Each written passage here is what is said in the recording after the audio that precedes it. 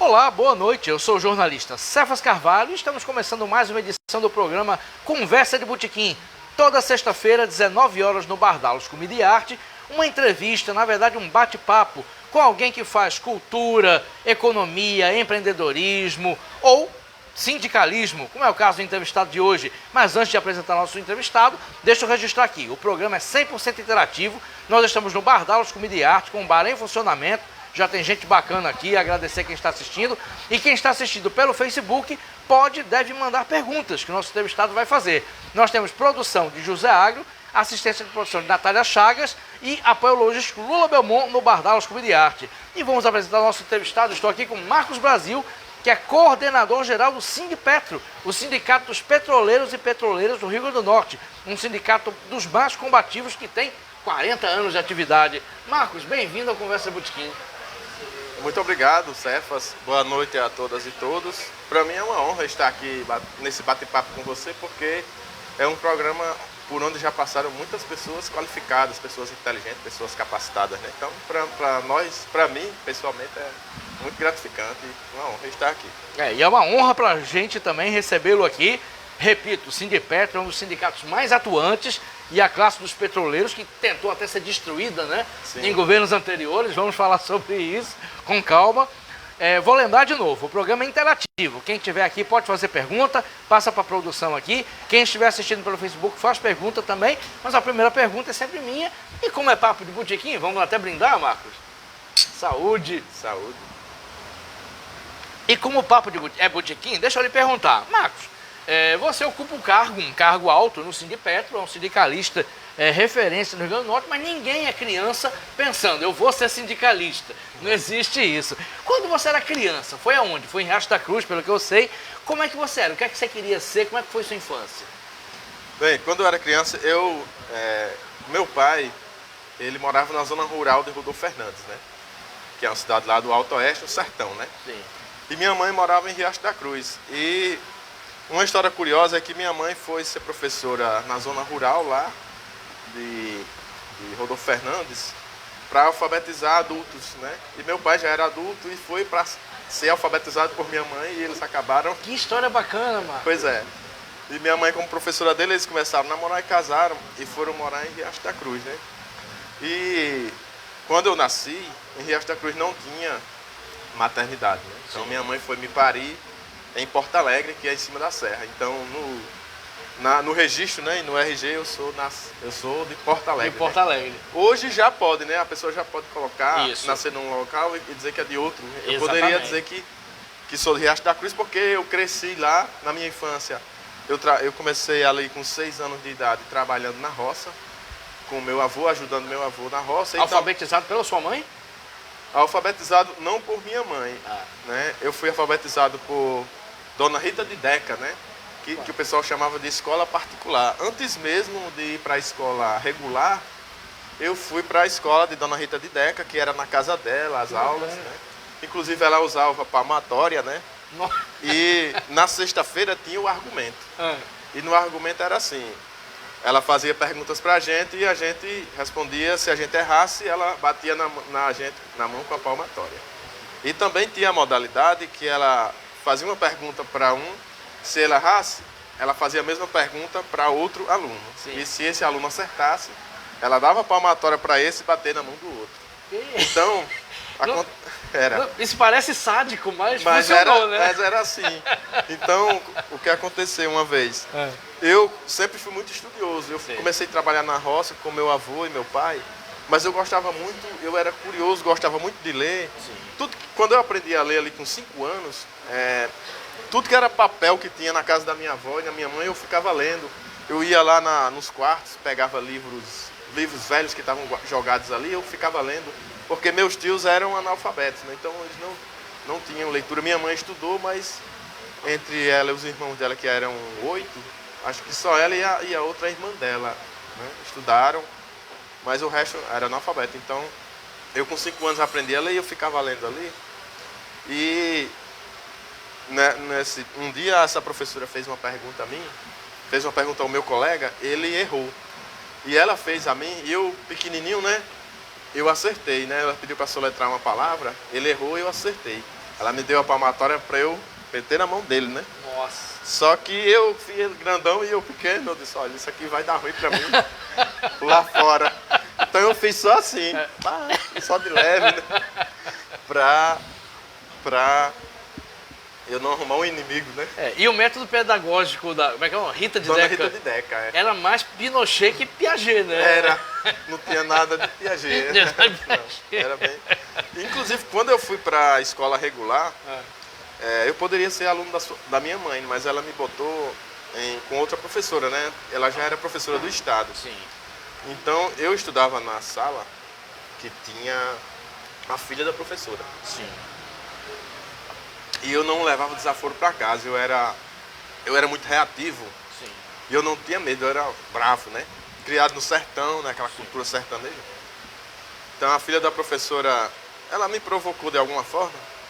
E eu peguei e puxei os cabelos dela, né? Na frente da mãe dela, que era professora. Ela quebrou uma régua na minha cabeça. Nossa. Então era esse método. Ela colocava de castigo de joelho no chão. Sua vida escolar foi... De joelho, Fantástico. não colocava no milho, mas colocava de joelho perto do quadro. Quem errava um exercício, não fazia direito, ela botava esse castigo, né? E o curioso é que quando eu passei para o segundo ano, eu fui para outra professora.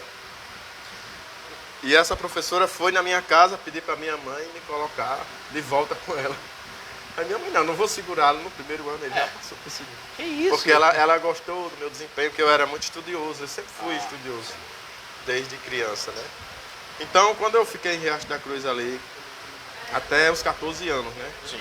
Inclusive, tem um tio meu que ele falou comigo, hoje ele mora em São Paulo, né? Ele falou comigo pelo Instagram, ele dizendo, olha, você sempre foi muito sério, você criança.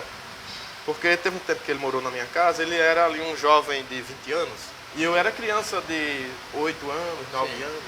Ele disse, você sempre era muito sério, você focado.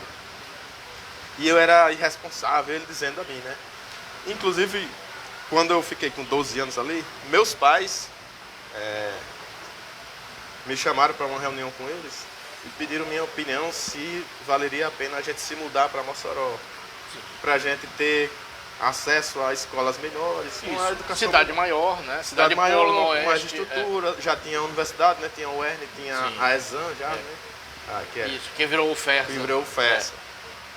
Então eu já tinha ali 13 anos, eles disseram, olha, o que é que você acha que de a gente se mudar para Mossoró, você acha que é interessante, que a gente pretende botar vocês? Minha mãe como professora, né? Meu pai não estudou muito, mas ele dava muito valor à educação. Vocês têm que estudar. Ele dizia, vocês têm que estudar. Então, eles perguntaram a mim se eu achava interessante a gente mudar para Mossoró. E eu, na época, né, eu achei que era sim interessante, então a gente se mudou para Mossoró. Eram quantos irmãos, Marcos, você tinha? Somos 4. Né? 4? Eu sou o mais velho, eu sou o primogênito. Sim. Então, aí foram para Mossoró. Fomos para Mossoró em 86. Meu pai foi na frente, né, ele botou uma borracharia lá, alugou um local e minha mãe transferiu para Mossoró para dar aula em Mossoró, que era professora do estado, né? E ele vendeu a casa lá de Riacho da Cruz e comprou uma casinha pequena em Mossoró, porque lá em Riacho da Cruz imóveis são bem mais baratos que em Mossoró. Então ele comprou uma casa pequena, bem menor do que a gente tinha lá. Em Mossoró? Eu morei em Mossoró 3 anos. O primeiro lugar que a gente morou foi no 12 anos. Sim. Ali naquele semáforo que vai para a rodoviária velha, né? Eu morei lá, na Frei Miguelinho. Pois é, era próximo ali. Eu morei próximo, era numa ruazinha sem saída que tem na Felipe Camarão. Sim. Próximo ali do sinal que vai para... Que vai pra rodoviária. A Travessa Ferreira Leite, ainda lembro. Bacana. Era a última casa da ruazinha sem saída. Nossa. Meu pai disse, olha, só deu para comprar isso aqui, né? E a gente é uma família de baixa renda, né? Sim. E então fui estudar no Eliseu Viana, em Mossoró, na escola do estado, né? Sim. Eu estudei lá, fiz a 8ª série, depois fiz o ensino médio, né? E ali você perguntou o que é que eu queria ser. Sim. Quando eu estava no ensino médio, no Eliseu Viana, tem outra história curiosa, né? Opa, ouvi. Eu estava no primeiro ano, eles chamavam o primeiro ano básico. Então tinha todas aquelas matérias para todo mundo, né? Era tudo igual, era química, física, Isso. biologia, matemática, né? Essas matérias do ensino médio. Só que a partir do segundo ano, tinha que fazer o curso técnico. Era curso técnico. Aí tinha técnico em contabilidade, técnico em secretariado escolar e técnico em agropecuária. E como eu já tinha ouvido falar da ESAM e eu trabalhei na roça, né, em Riacho da Cruz, eu pensava em ser engenheiro agrônomo. Então quando eu estava lá no Eliseu Viana, no ensino médio, era à tarde. Aí minha mãe, eu ficava de manhã na borracharia com meu pai. Eu trabalhei 10 anos de borracheiro. Né? Foi mesmo? Foi, na borracharia do meu pai. Lá em 12 anos mesmo? Lá, a borracharia do meu pai era na rua Rui Barbosa, que é por trás do Banco do Brasil hoje, da Avenida Alberto Maranhão. Isso. Em Mossoró. Era no centro. É perto de onde eu trabalhava. Eu trabalhava na Gazeta do Oeste, na Sim. Cunha da Mota. Sim, é próximo. É próximo. Nossa. Então, eu comecei a trabalhar na roça ali 6 anos de idade, fiquei até os 12, né? Sim. Aos 12 meu pai abriu essa borracharia, eu fui trabalhar com ele. Sim. Então eu estudava à tarde na Eliseu Viana, de manhã eu trabalhava na borracharia com ele. Sim. Então minha mãe é quem ia fazer minha matrícula. Aí ela perguntou, eu fiz o primeiro ano no Eliseu Viana, mas no segundo tem que escolher um desses 3 cursos. Né? Técnico em contabilidade, técnico em agropecuária ou secretariado escolar. Aí por causa do machismo, secretariado escolar era um curso de mulheres. Ah, sim. Né? Homem não fazia esse curso. Sim. Então, era técnico em contabilidade ou agropecuária, né? Era um pessoal machista na época. Né? Então, eu disse, mamãe, vá fazer minha matrícula no segundo ano, agora é o curso técnico. Aí eu queria ser engenheiro agrônomo, ela bote agropecuária, né? Sim. Técnico em agropecuária. Então, ela foi, né? Quando foi à noite que eu cheguei em casa, ela disse, fiz sua matrícula, ela disse, matriculou lá em qual curso? Ela disse, eu não lembrei aquele que você disse, eu botei você num tal de contabilidade. Eu conto essas histórias para os meus alunos, eu sou professor do curso de Ciências Contábeis da UERJ há 20 anos, né? Então eu conto a eles como é que eu entrei no mundo da contabilidade. Por imposição, entre aspas, de sua mãe. Porque o pessoal diz, sua mãe errou, mas a mãe não erra, né? Se ela fez assim... E como é que foi? Você fazer o curso e a partir dali, como é que foi? Então eu fiz o curso técnico em contabilidade no Eliseu, no segundo e no terceiro ano. Aí eu gostei e fiz o vestibular para Ciências Contábeis, na UERJ. E assim, o vestibular foi uma situação muito marcante, né? Porque a gente de família de origem humilde, né? Então...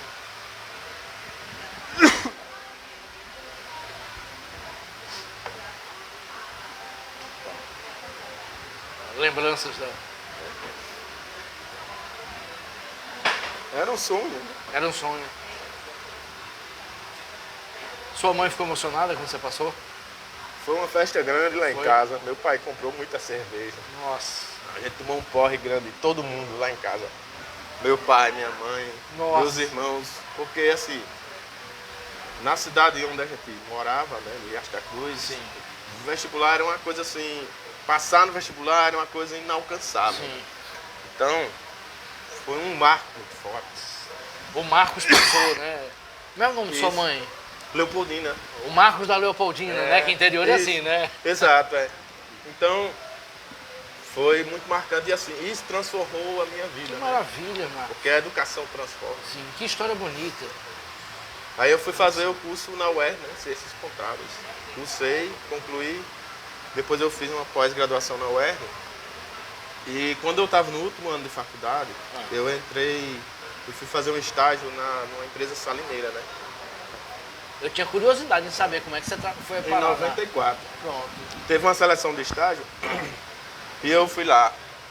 Tinha 3 vagas, 17 candidatos, né? Eu consegui entrar numa das vagas. Eu fiz um estágio de 6 meses e depois o meu chefe lá gostou do meu trabalho, que eu sou sempre muito trabalhador, né? Sim. Aí ele gostou e mandou me contratar como funcionário da empresa, né? Sim. Então daí eu fiquei nessa empresa durante 15 anos. Nossa, aqui? Ocupei cargos, eu entrei no departamento de compras, depois virei gerente de compras depois eu fui ser gerente no faturamento, depois fui ser gerente de uma refinaria de sal. Empresa salineira em Mossoró mesmo? Em Mossoró. Não em Areia Branca, em Mossoró. Aí a sede dela é em Mossoró e eu fui trabalhar na sede, né? Tá. E o que acontece? Quando foi em 2001, eu entrei em 94 nessa empresa, né? Sim. Quando foi em 2001, os diretores da empresa pediram para eu ir para a Salina em Grossos. Né? Aí eu fui ser gerente da Salina. Que bacana. Aí eu conheci todo o processo de extração de sal, e o processo de refino, moagem de sal. Aquele setor grosso, Areia Branca, salvo engano, me corrija se eu estiver errado, ele produz 70%, 80% do sal do Brasil, não é isso mesmo? O Rio Grande do Norte produz em torno de 90% a 95%. É 95%? Já chegou a 95%. Hoje ainda está, eu acho que em 90%, 92% próximo. É muito grande, né, a produção. E é tudo concentrado ali. E você está certo, ali entre Grossos e Areia Branca tem 70%, tem mais de 80% ali, né? A produção é muito grande. Nossa. Eu trabalhei numa salina que a gente produzia 350 mil toneladas de sal, né? Numa colheita. 350 mil toneladas. Numa colheita, num período só. Ficava uma montanha de sal lá. 350 mil toneladas. Eu não tinha noção Nessa época do ano. Eu não tinha noção desses números. Aí a gente tinha outra salina lá que produzia em torno de 180 mil toneladas e tinha outra que produzia em torno de 400 mil toneladas. Por isso que sal é barato no supermercado, né? Um quilo de sal é R$2, R$3. É barato, Nossa. Mas dá lucro para as empresas. Né? Sim. Isso eu acredito. Essa empresa que eu trabalhei, ela foi fundada em 1927. Nossa. Ela vai fazer 100 anos. Lá em Mossoró. Essa experiência, Marcos, foi rica para você, né? Foi assim, como fosse uma universidade prática, né? Porque o que acontece? Eu passei a ser uma espécie de bombeiro da empresa. Quando tinha um departamento que estava com problema, desorganizado, então a diretoria me chamava e dizia, olha, você tem que ir para lá. Aí eu ia lá, trabalhava, organizava, deixava redondo e ficava, né? Como gerente daquela área. Aí quando surgia problema em outro departamento, eles já me chamavam para outro. Então de compras eu fui para faturamento, fui para ser gerente da Salina, depois fui ser gerente do departamento fiscal de tributação, né, que eu sou contador. Depois fui ser gerente de contas a pagar. Aí quando foi em 2004, eu já estava com 10 anos na empresa, eu passei no concurso para ser professor da UERJ. Né? Foi até um dos diretores da empresa que era professor da UERJ. Aí ele disse, olha, vai ter concurso, ficou me incentivando. Eu não queria fazer o concurso porque eu não me via como professor, né? Nossa. Então, eu disse, não estou preparado e tal. Aí ele insistiu, eu me inscrevi, estudei e fiz o concurso, né? Passei. Mas quando eu passei nesse concurso da UERJ, apareceu a oportunidade de dar aula em Macau nos núcleos. A UERJ tinha núcleos que ela abria em várias cidades para levar a universidade para a cidade. Exatamente, sim, eu lembro disso. Era uma política muito forte com Milton Marques, com Walter Fonseca também. Exatamente. Então, aí para eu ir dar aula em Macau, eu tinha que sair 3 da tarde em Mossoró, dava aula e voltava, né? Tinha transporte da UERJ. Aí eu fui lá na empresa e disse, olha, eu vou pedir demissão da empresa em 2004, porque eu vou dar aula em Macau e dar um aumento relevante no salário. Aí eles disseram, não, então vamos fazer o seguinte, a gente faz a sua rescisão e você continua aqui como consultor da empresa. Porque eu já tenho toda essa bagagem. Isso. Tem expertise toda, eu conhecia todo o processo. Então, eu fiquei como consultor ainda da empresa até 2009. Né? Em 2009, eu fiz o concurso para a Petrobras. Em 2007, para contador da Petrobras e passei. Né? Aí fui chamado em 2009. Só que eu fui chamado para trabalhar em Salvador. Então não tinha como eu continuar na empresa. Sim. Aí, então eu saí da empresa, né? Porque eu fui para Salvador, eu pedi licença da UERJ, que eu já estava há 5 anos na UERJ. E ainda fiquei em Salvador 4 anos. Morou em Salvador, 4 anos, morando em Salvador. de 2009 a 2013. Outra experiência rica, né, Marcos? Foi muito rico, a gente conheceu a cultura baiana, é uma cultura riquíssima, o povo baiano é um povo maravilhoso. Eu e minha esposa e nossas filhas, nós moramos esses 4 anos lá e nós amamos o povo baiano, amamos Salvador. Assim. Foi um período muito feliz da nossa vida lá em Salvador, porque a gente fez muitas amizades, é um povo muito acolhedor, um povo alegre, um povo festeiro. Então a gente comemorava dia de segunda, dia de terça. Então, e um povo trabalhador. O povo baiano é um povo trabalhador. Ao contrário do clichê não é verdade. E do estereótipo, né? Não é verdade. Aqui é o depoimento de quem morou 4 anos em Salvador. Um povo trabalhador. Eu levava, tipo, um eletrodoméstico para consertar. Saía de casa às 7 da manhã, o cara que consertava já estava aberto lá.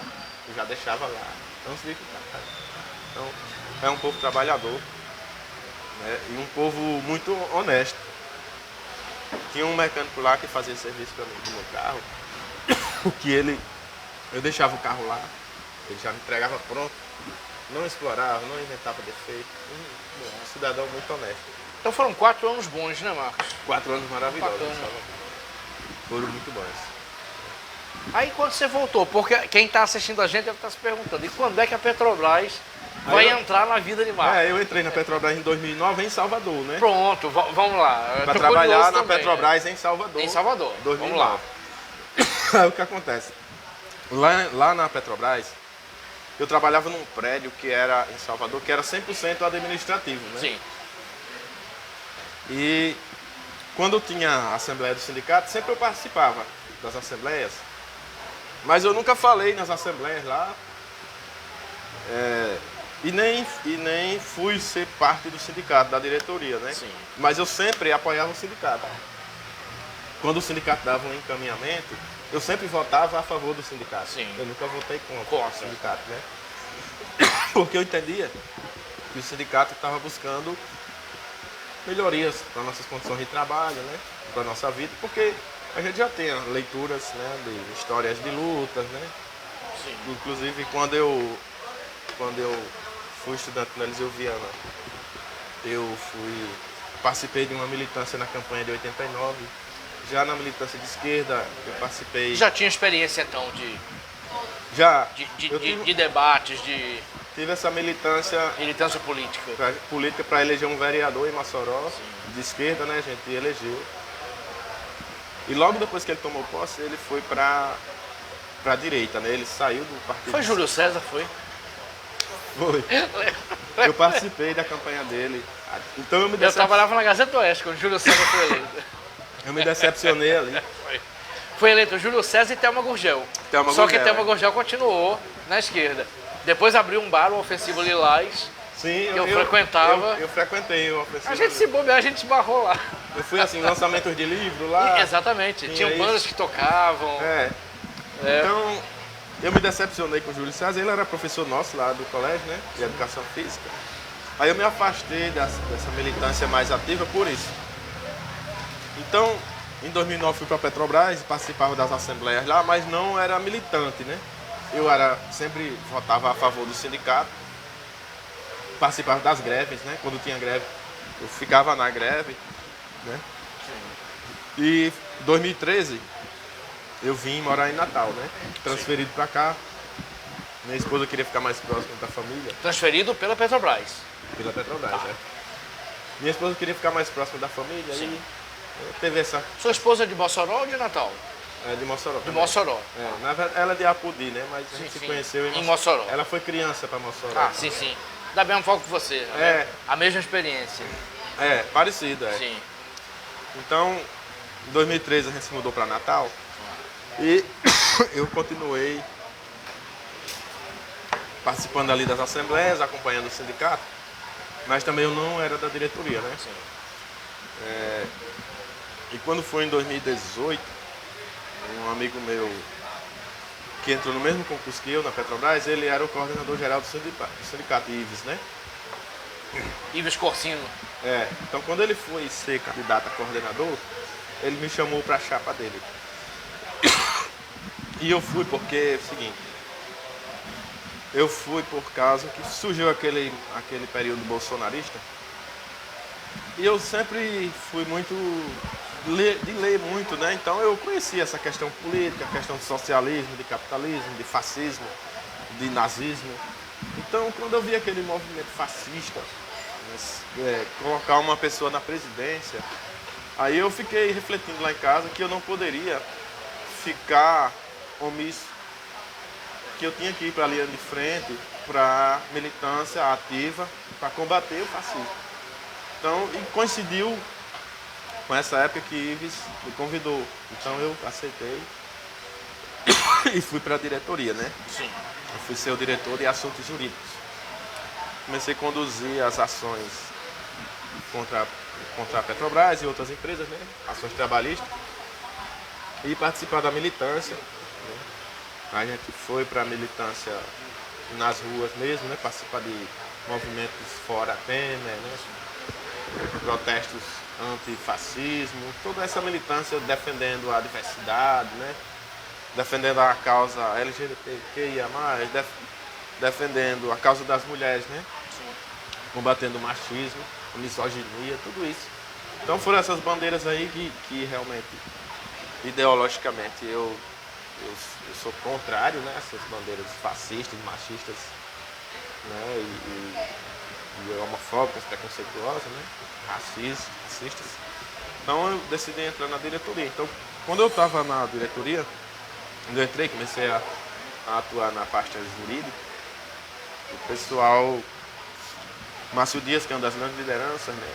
E o próprio Ives, que era o coordenador geral, já me conversaram comigo, dizendo, olha, você tem que ser o próximo coordenador. Porque você está tendo uma atuação boa aqui, você gosta de ler, está atualizado, se atualiza, é politizado. Então eu fiquei trabalhando nessa expectativa, né? Mas Sim. eu disse lá na diretoria que eu só queria ser candidato se fosse um consenso, que a gente não rachasse a diretoria. Desculpa, eu tô tossindo porque eu ainda estou com uma virose. Não, sim. Estou me recuperando. Tranquilo. Então, eu vejo que assim, quando a gente tem essa militância progressista, que a gente se divide por causa, às vezes, de orgulho ou de vaidade, enfraquece a nossa luta. Sim. E a gente abre flanco para ataques fascistas, por exemplo, como a gente teve aí a ascensão do Bolsonaro. Deixa eu aproveitar esse seu recorte, deixa eu fazer um recorte aqui como pergunta. Qual a percepção que você tem, Marcos? Como ficou a Petrobras dos anos Bolsonaro? Porque a impressão que tinha é que mesmo com Temer, a intenção era meio que criminalizar, era descredibilizar a Petrobras, seja com o objetivo de privatizar, seja com o objetivo político. Qual é a sua percepção pessoal desses anos, Temer e Bolsonaro? Olha, foram parecidos. O Temer, ele tinha um perfil com relação à Petrobras, um perfil de privatista, né? Que a gente chama entreguista. Sim. Ele tinha muito esse perfil. Que ele já estava inclusive quando ele assumiu, ele criou o PPI, né? Que é o preço de paridade de importação, obrigando a Petrobras a praticar preços compatíveis com o preço dos importadores, né? Então, se o cara importa gasolina e diesel, lógico que vai ficar mais caro para ele, porque a empresa que vendeu a ele lá no exterior busca um lucro, né? E essa empresa tem um lucro e para trazer do exterior para cá tem um custo alto do transporte, né? Tem um custo alto com tributação, impostos de importação. Então fica mais caro. Então para concorrer com a Petrobras, eles não conseguem porque a Petrobras tem um custo mais baixo, é mais eficiente, vende mais barato. Então eles fizeram um lobby com o Temer e conseguiram o preço de paridade de importação, né? Então, o Temer criou essa regra lá para obrigar a Petrobras a praticar o mesmo preço dos importadores. É isso que encarece o combustível? Nesse período Essa a aí, explicação? Essa é uma das. Né? Eu digo, encarece para o consumidor comum. Isso, para eu, você, nós que abastecemos no posto de gasolina, posto de combustível. Para nós na bomba. No período Temer e Bolsonaro, essa foi a principal explicação. Pronto. Hoje não tem mais esse preço de paridade de importação. Né? Quando o Jean Paul assumiu a Petrobras, ele derrubou essa regra. Sim. Daqui a pouco eu falo dos Isso, preços. Então, Temer tinha muito essa visão e como a Petrobras começou a vender caro e continuou no governo Bolsonaro, então ela começou a dar lucros estratosféricos, né? Porque as custas de quem? Do bolso do povo brasileiro. E veja, a maior parte desse lucro distribuindo para investidores. Os acionistas, né? Os acionistas dos Estados Unidos e da Europa. Porque são quem tem dinheiro, as pessoas que têm dinheiro para comprar muitas ações da Petrobras. Então, a Petrobras mandando aí mais de 200 bilhões para o exterior. Né? Porque acionista brasileiro não tem esse poder todo. O acionista comum não tem. Não tem, compra. Eu já fui, por exemplo, já comprei ações da Petrobras, mas a gente compra o quê? 4 mil reais, 3 mil reais. O pessoal tem muito dinheiro, eles compram bilhões de reais. Então Sim. eles recebem bilhões. Então, assim, tirando no período deles, de Temer também, eles começaram a cortar direitos de trabalhadores. Por exemplo, o pessoal terceirizado que presta serviço à Petrobras, eles cortaram o plano de saúde dos dependentes, deixaram só com os titulares. Então, aí você já tem uma redução muito. Então, você está piorando a condição de vida de brasileiros, trabalhadores e trabalhadoras brasileiros e seus filhos, suas esposas, seus maridos, para mandar dinheiro para quem?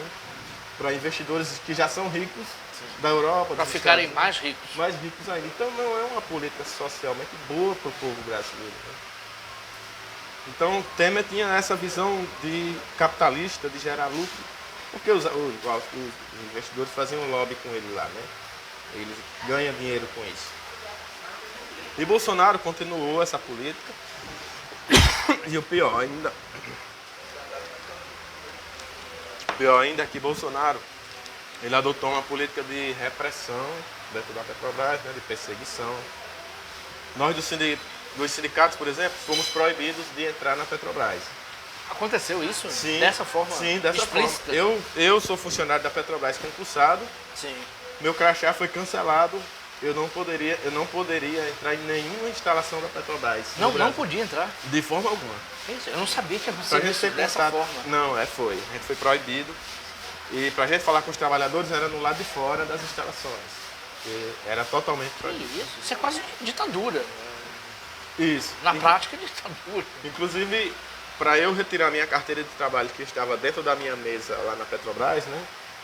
Porque eu fiquei dedicado só ao sindicato, eu tive que pedir uma autorização, e quando eles autorizaram para eu entrar, um segurança armado foi comigo até o local onde eu peguei a minha carteira de trabalho, até eu sair.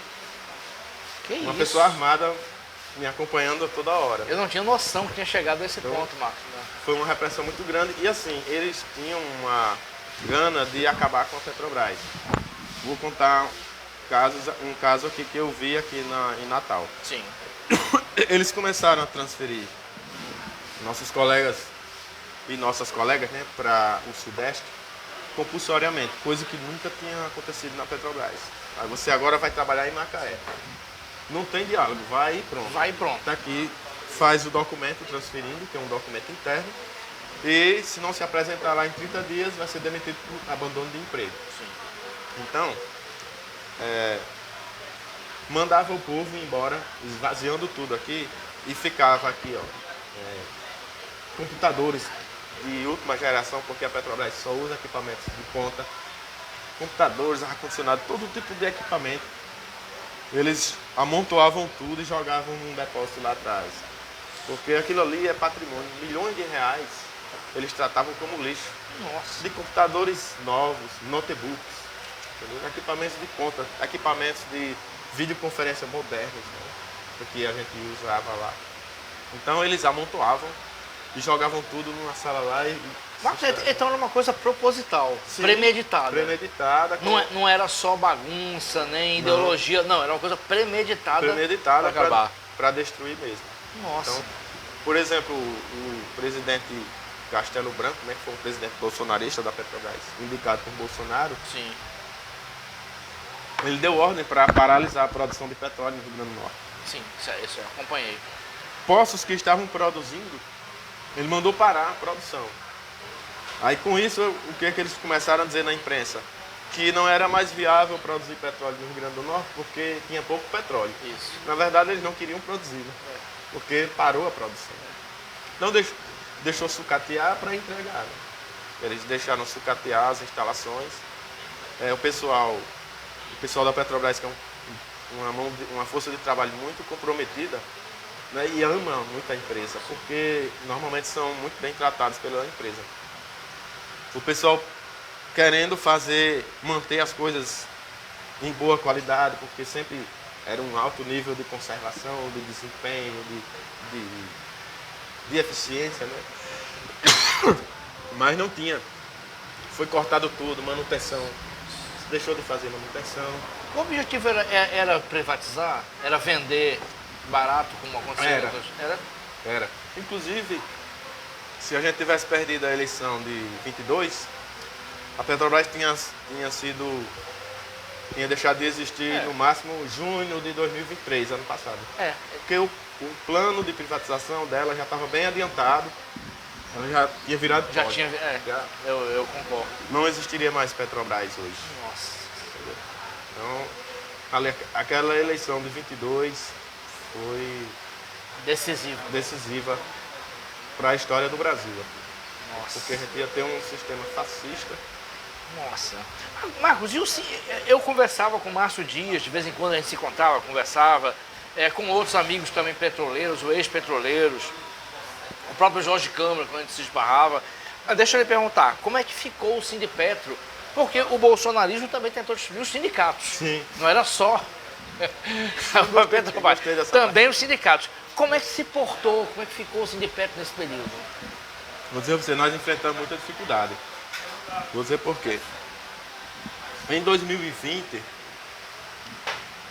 foi definido em discussões com a FUP, né, que é a federação, que a gente estava se organizando para fazer uma greve na Petrobras, certo? Sim. Só que aqui no Rio Grande do Norte a gente não chegou a fazer a greve. Em alguns estados chegaram a deflagrar. Mas aqui a gente já estava tão esvaziado que a gente não tinha organizado ainda essa greve. Só que a Petrobras foi para o TST e o ministro do TST, Ives Gandra Filho, que odeia sindicatos e odeia trabalhadores, É reacionário ao extremo. Ele determinou um pagamento de uma multa pelos sindicatos de alguns milhões de reais. Sei que quando dividiu entre os 13 sindicatos da FUP, a gente ficou com uma multa de 500 mil reais. Então a gente passou... O Sindipetro, Rio Grande do Norte. 500 mil reais. 500 mil reais sem a gente ter dinheiro. E com isso a Petrobras começou a descontar os repasses, porque os petroleiros sindicalizados, eles contribuem mensalmente, né? Para o Sindipetro. A Petrobras desconta deles e repassa todo mês. Então por causa dessa multa, ela começou a reter e a gente passou mais de 2 anos recebendo zero. Nossa. A gente sem receita praticamente. E a gente, mais a nossa atividade sindical, a gente continuou. Fomos lá aos trancos e barrancos. Um diretor abastecia com o cartão dele, o outro com outro cartão. Mas a gente foi se virando. Mas foi com muita dificuldade, né? Porque com a reforma trabalhista, inclusive, acabou o imposto sindical, que já foi uma perda de receita grande. O objetivo era mesmo acabar os sindicatos. Reforma trabalhista que teve como relator Rogério Marinho. Senador potiguar. Durante o governo Temer, né? Durante o governo Temer, exatamente. Então, acabaram também na reforma trabalhista, acabaram com a ultratividade do acordo coletivo, né, que tinha uma regra antes dessa reforma que dizia assim: o acordo coletivo atual ele fica vigente até que o próximo... Isso. Né? Exatamente. Só que a reforma trabalhista acabou isso. Então, quando a gente tem uma categoria que tem um acordo coletivo, por exemplo, até 31 de agosto. Né? 1º de setembro já não tem mais acordo coletivo, se não tiver já assinado o próximo. Entendi. Então dificulta a negociação com as empresas, porque elas sabem que os trabalhadores vão perder aqueles direitos ali. E dá à empresa o direito de ficar protelando a próxima negociação. Então deixou a empresa com a faca e queijo na mão, né? Já tem o capital, toda a estrutura de capital e de governo, né, do lado dela. Perfeito. Marcos, tem perguntas aqui, tem comentários, deixa eu começar a ler que o programa é interativo. Tem uma pergunta aqui do Renan Matheus. O Renan, tá aqui, Renan. O chefe Renan. Renan estava aqui e veio para cá. Eu vou ler a pergunta, deixa eu ler os comentários primeiro. Noemi Batista, leitura é muito bom para a vida. Valeu, Noemi. Noemi lá do Calígula. Por falar em Calígula, grande abraço para Lidiane Duarte, que sempre acompanha aqui. Tem uma pergunta aqui também de Cláudio Negrão, que é sindicalista, via Zap. Peraí, tem um comentário aqui de Vera Lúcia Jesus Machado, produtora cultural. Boa noite. Boa noite, Vera Lúcia. Bem-vinda aqui. Tem um comentário aqui de Adélia Costa, poeta e professora da SPVA. Quero parabenizar a Petrobras pelo brilhante projeto de alfabetização de EJA. Projeto Todas as Letras. Nossa, Isso. tem? Tá. Educação dos jovens e adultos. Né? Que bacana. O desmonte não era à toa. Bem colocado, Adélia. Depois a gente pode falar sobre isso. Valeu, Adélia. Continua acompanhando. Salvo engano, você ia assistir aqui ao vivo, viu, Adélia? Deixa eu fazer a pergunta do Renan e fazer a pergunta do Cláudio, tá? Pergunta do Renan. Explique de maneira didática por que os combustíveis aumentaram tanto de preço nos últimos tempos. Pronto, para ampliar aquele raciocínio. De alguma maneira ele já explicou isso aí. Isso, mas aí para ampliar. A ideia seria saber se, porventura, esse desconto da Petrobras passou por uma série de vendas aí. Mas Sim. isso, mas é legal falar, Marcos, assim, por que aumenta? aumenta? Olha, chegou pastel aqui, ó. Sim, Obrigado, Henrique. Obrigado. Por que os preços aumentam de repente e por que existe o potencial de baixar? E por que não é sempre baixo, já que isso é possível? Sim, acho que vamos certo. ampliar isso, pronto. Então é o seguinte, nesse período aí Temer e Bolsonaro, tinha o PPI que mantinha os preços muito altos, né? A gente viu gasolina aí de R$ 8,00, R$ 9,00, né? Era muito vinculado ao PPI. Sim. Então, nessa época, os importadores ganharam muito dinheiro, né? Porque eles venderam muito combustível, porque a Petrobras vendendo caro igual a eles, Sim. então viabilizava o produto deles, né? Hoje, não temos mais o PPI, né? Sim. Mas por que ainda a gente tem altas? Então, a gente tem um problema que é ligado ao desmonte da Petrobras, certo? Vou explicar por quê. Hoje, no Rio Grande do Norte, a refinaria que produz gasolina e diesel é privada, né? Ela foi vendida e em 2022 ela foi entregue à empresa que comprou, né? Isso, exatamente. Isso. Que hoje é Brava Energia. Mudou de nome recente, Brava Energia. Então o que acontece? Ela refina, produz gasolina e diesel e vende. A gente tem outro problema, aí eu vou depois detalhar melhor. Aqui, ó. Em 2019, a distribuidora de combustíveis da Petrobras, que era a BR Distribuidora, né, que era uma empresa 100% Petrobras, né? Sim. O que a BR Distribuidora fazia?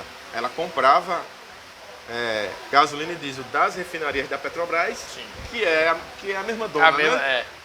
Mas juridicamente são empresas diferentes. Empresas diferentes, mas todas pertencentes à Petrobras. Isso. Ela comprava das refinarias da Petrobras e vendia para esses postos, inclusive nos postos BR, né, que os postos BR são da BR Distribuidora. Ela vendia. Então, como era tudo Petrobras, a BR Distribuidora comprava da Petrobras e vendia nos postos, né? Então, quando a Petrobras baixava o preço na refinaria, a BR baixava também nos postos, né? Só que em 2019, Bolsonaro vendeu essa BR Distribuidora, hoje ela é Vibra Energia, né? Se você olhar nos postos BR, na bomba tem o nome lá, Vibra Energia, o nome pequenininho, né? Porque lá na fachada é BR, né? Continua do mesmo jeito para parecer que é Petrobras, mas não é mais. Não é mais. Foi Bolsonaro que deu o direito a essa empresa de manter daquele jeito, usar a marca. Quando ele vendeu, deu, né? Além da venda, uma espécie de fraude, uma espécie de mentira para o consumidor. Isso. Privatização, geralmente você vende no valor bem abaixo do valor. Foi vendido bem abaixo. E assim, eles continuam usando a marca, porque quando eles compraram, Bolsonaro deu o direito deles continuarem usando a marca. Então a gente tem um problema. Às vezes a Petrobras baixa. Se você vê no último, de um ano para cá, 12 meses, a Petrobras já baixou o preço dos combustíveis 9 vezes. Ela já baixou umas 9 vezes, aumentou umas 4 vezes, mas já baixou umas 9. Mas agora a distribuidora é privada, é Vibra. Então ela compra da Petrobras mais barato, mas não necessariamente ela vende mais barato para os postos. Né? Entendeu? Então, em janeiro de 2023, vou dar um exemplo para vocês. Em janeiro de 2023, a Petrobras vendia gasolina nas refinarias a R$ 3,31 por litro. Sim. Hoje ela vende a R$ 3,05.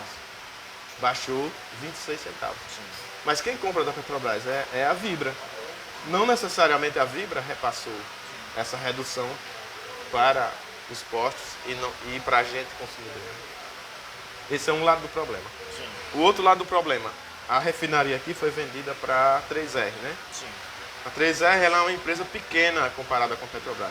Então você tem uma ideia, a receita da 3R é em torno de 1% da receita da Petrobras. Nossa. Você tem a ideia, a diferença de tamanho, né? E a 3R não tinha experiência com refino. A Petrobras já tinha experiência com refino há 40 anos. Né? A Petrobras já tem uma know-how, a Petrobras ela é muito eficiente. É tanto que empresas como a Shell, a Esso, né? A British Petroleum, né? Que é da Inglaterra, a BP, elas vão concorrer com a Petrobras no mercado, elas perdem para a Petrobras. Porque a Petrobras é mais eficiente, a Petrobras tem mais tecnologia. Né? A Petrobras tem tecnologia de produção em petróleo em águas profundas que nenhuma empresa do mundo tem. Sim. Desenvolvida dentro da Petrobras, né? Nos centros de pesquisa da Petrobras. Então, se uma empresa como a Shell, que é uma gigante mundial, uma BP, que é outra gigante, ela não tem condições de concorrer com a Petrobras, você imagina uma empresa pequena, que é 1%. Então, enquanto a Petrobras, no último ano, baixou aí 9 vezes o preço da gasolina, a 3R aumentou 9 vezes, 8 vezes. Porque ela não tem a mesma eficiência, ela não tem o ganho de escala que a Petrobras tem. Mas ela tem o direito de aumentar. Tem o direito porque ela é uma empresa que está no mercado, né? Então, a gente aqui, se a gente comprar a gasolina da 3R e o diesel, acaba sendo mais caro. Então, o Rio Grande do Norte hoje está sempre disputando entre os 3 estados que tem a gasolina mais cara do Brasil. Nossa. Por causa desse fator, né, que privatizou a refinaria e também a questão da distribuidora. Muitas redes de postos aqui do estado, o que estão fazendo? Estão comprando gasolina e diesel da Petrobras lá em Cabedelo, na Paraíba, porque é bem mais barato. Né? Aí o que acontece? Prejuízo para o Rio Grande do Norte. Inclusive a gente já teve conversa com a governo. Porque o ICMS fica na Paraíba. Lá na Paraíba, é isso aí. Porque o ICMS é na venda, né? Isso. E a venda vem da Paraíba para cá. Então, 2/3 do ICMS fica para Paraíba. Então, o estado do Rio Grande do Norte perdeu a arrecadação milionária aí, por mês.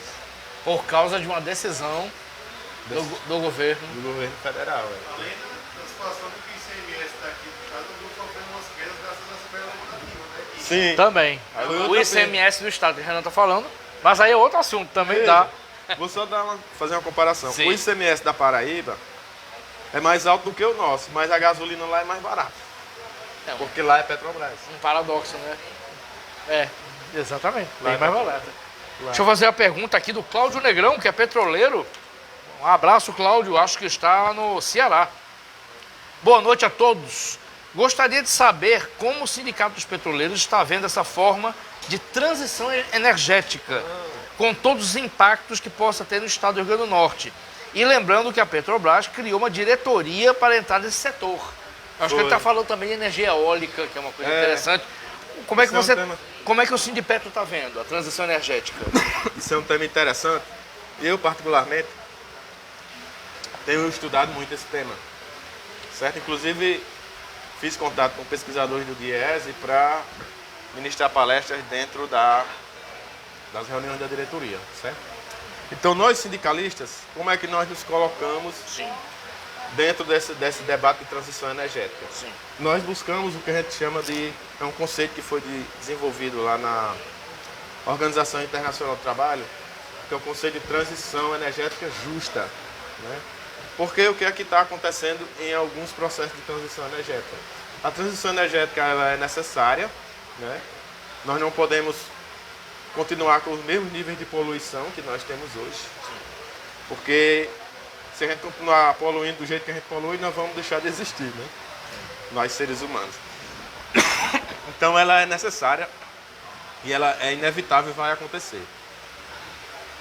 Só que a gente observa o seguinte, enquanto trabalhadores e trabalhadoras, classe trabalhadora, qual é a preocupação nossa? Buscar uma transição energética justa que garanta nas novas atividades econômicas, né? Energia eólica, energia solar, hidrogênio verde, né? Que garanta empregos decentes com remuneração adequada, porque a gente já está observando em alguns casos de transição a precarização com empregos com salários mais baixos, né? PJização, sem contrato de trabalho e com PJização, né? Obriga a pessoa a criar uma empresa, um MEI, para contratar um CNPJ. Então essa pessoa não tem 13º, não tem férias. Né? Exatamente. E também o trabalho intermitente, né? A empresa chega e diz, olha, eu só quero você essa semana 2 dias. Então o cara não tem um contrato de trabalho, ele não tem vínculo para ter férias, 13º. É totalmente precário. Então a gente vê uma precarização em alguns casos. Então a gente está se inserindo no debate e estamos convocando a classe trabalhadora para se inserir, porque o capital está aproveitando esse momento para perpetuar um modelo de exploração e piorar ainda mais, né, a exploração da mais-valia da mão de obra. Em alguns casos com precarização, redução de salários, né, PJização e a questão do trabalho intermitente que não tem uma estabilidade, a pessoa não tem uma previsibilidade de receita. Por exemplo, o trabalhador, ele não sabe se a empresa vai precisar dele 1 dia, ou 2 ou 3 naquele mês. Então, ele fica sem nenhuma segurança para planejamento do seu orçamento familiar, por exemplo. E a gente, em termos de transição no Brasil, o que é que a gente defende, respondendo a pergunta do nosso companheiro? A gente defende que seja uma transição liderada pela Petrobras. Por que pela Petrobras? Porque a Petrobras é a maior empresa brasileira. A Petrobras é a empresa que tem mais capacidade de investimento e é uma empresa brasileira. E a Petrobras sempre teve muito zelo pelo patrimônio brasileiro, pelo povo brasileiro, pelos trabalhadores e trabalhadoras brasileiros. Porque a gente teme, porque a questão energética é uma questão de soberania, né? Se a gente tiver empresas multinacionais no controle da produção de energia no Brasil, a gente vê o Brasil hoje com um posicionamento geopolítico alinhado ao BRICS, né? E a gente vê as empresas da Europa crescendo no mercado de energias renováveis. Então esse posicionamento do Brasil próximo do BRICS pode em algum momento gerar um tensionamento diplomático e, por exemplo, esses países quererem causar um apagão no Brasil através dessas empresas, né? Que são empresas, tem muitas empresas da Europa, dos Estados Unidos. Então a gente defende que seja a Petrobras, que seja a locomotiva da transição energética, porque ela é necessária e ela vai acontecer, para que a gente garanta a soberania energética do Brasil. Então é dessa forma que a gente vê. Perfeito. Estamos chegando à reta final do programa. Produção, 1 hora já? Falta 5 minutos. 55 minutos de conversa. Vamos indo para a reta final do programa. Mas antes aqui, uma última pergunta. Eu tinha um monte de perguntas, mas uma última pergunta. Como é que o Sindipetro está vendo o governo Lula? A gente já conversou aqui que se fosse reeleito Bolsonaro, talvez a Petrobras não existisse mais como hoje. Com todas as dificuldades. O governo Lula, por exemplo, tem que administrar um congresso, tem que administrar interesses outros, enfim, nada é fácil numa democracia participativa e no Brasil que temos hoje. Mas eu lhe pergunto, como é que o Sindipetro está vendo o governo Lula, tanto em relação à categoria, como em relação justamente à transição energética, a Petrobras em si. Como é que vocês estão vendo, Marcos? Nós ficamos com uma avaliação muito positiva do governo Lula. Por quê? Em termos de empregados e empregadas da Petrobras, já houve uma melhoria muito grande. A gente conseguiu trazer muitos trabalhadores e trabalhadoras para suas cidades de origem, para próximos de suas famílias. Eu mesmo tratei vários casos de pessoas que estavam com depressão. Teve uma família que estava em Macaé, daqui de Natal, o pai, a mãe, os filhos, todos com psiquiatra, tomando tarja preta, todos com depressão. Que isso? Então, no governo Lula, a política de RH da Petrobras, ela se humanizou. A gente já conseguiu realocar assim, milhares de pessoas para lugares onde elas se sentem bem. Que estavam contra a vontade, né? Estavam Naquela contra a forma vontade. impulsória. Isso. Então a gente já conseguiu. Em termos de Petrobras, o que Lula pensa para o Brasil é o que a gente quer. Ele quer a Petrobras como uma locomotiva para impulsionar o desenvolvimento do Brasil, para recuperar a indústria naval, incentivar a indústria nacional. Então, a Petrobras é um grande consumidor, né? A Petrobras é o maior consumidor do Brasil. Então, quando a Petrobras investe no Brasil, acaba gerando muitos empregos em cadeia. Isso movimenta a cadeia de fornecedores, comércio de várias cidades, dos estados, né? A indústria. Então, o que Lula pensa para a Petrobras é exatamente o que a gente quer. Até porque ele pensa exatamente por nossa influência, porque ele nos escuta muito, né? Sim. O nosso presidente da Federação Única dos Petroleiros, o David Bacelar, ele quase que semanalmente conversa com o Lula. E ele leva os planos que a gente quer para a Petrobras, para o Lula, e o Lula concorda, e ele fala com a diretoria da Petrobras para executar. Então, está muito alinhado. Nós estamos muito esperançosos, né? Inclusive, semana passada, no dia 4 de outubro, a diretora de exploração e produção da Petrobras veio no Rio Grande do Norte, dizendo que quer voltar a investir muito forte no Rio Grande do Norte para aumentar a produção de petróleo no Rio Grande do Norte. Muito bom. Entendeu? Então, a gente tem uma perspectiva já muito mais positiva. Muito bom. Excelente notícia. Vamos na reta final aqui do programa com o Marcos Brasil. Deixa eu lhe passar aqui. Nosso apoiador, a Cachaçaria Morim, mandou de cortesia para você uma cachaça Elite. E eu gosto, viu? Você gosta? Gosto. Sou apreciador. Pronto. A cachaça que é um produto genuinamente brasileiro, né? Isso. Eu gosto mais do sabor da cachaça do que do uísque, né? Eu também. Então, eu tomo uísque também, mas eu gosto mais da cachaça. Da cachaça. E essa cachaça aqui, né? Uma cachaça de boa qualidade, com certeza eu vou apreciar. Que coisa... Com moderação. Né? Com moderação, claro. Cachaça é bom com moderação, É. com um caju, com cajá, com queijos, né, e frios. Estamos aqui com Marcos Brasil, coordenador-geral do Sindipetro. Agradecer ao Sindipetro pela intermediação, foi uma conversa maravilhosa. Agradecer a todo mundo que comentou, que perguntou. Agradecer a quem está aqui no Bardalos. Agradecer a você. Obrigado por ter vindo. Eu que agradeço pelo convite, foi muito bom. Foi ótimo. Uma conversa muito boa. Uma conversa muito boa. Lembrando que o link fica, é só chegar lá, quem é do grupo de zap do programa vai receber o link para assistir e é só ir lá no Facebook Sérgio Carvalho. Agradecer a equipe aqui maravilhosa, sem a qual não existiria programa, José Agro na produção, Natália Chaga nas mídias sociais, assistência de produção e Lula Belmont aqui no Bardalos Comida e Arte. Lula tá por aqui. É Natália e Lula, você viu, né? É, Natália e Lula, isso. Tá perfeito aqui. Agradecer a todo mundo que está aqui, pessoalmente, que perguntou, agradecer a Henrique aqui, pessoal sempre do Bardalos aqui, e a todos e todas, obrigado. E na próxima sexta-feira, conversa de botequim especial com Vanique Belchior, a filha de Belchior, o gênio da MPB, aqui para falar sobre o pai dela e sobre a carreira musical dela. Todos e todas, um grande abraço, até o próximo Conversa de Botequim.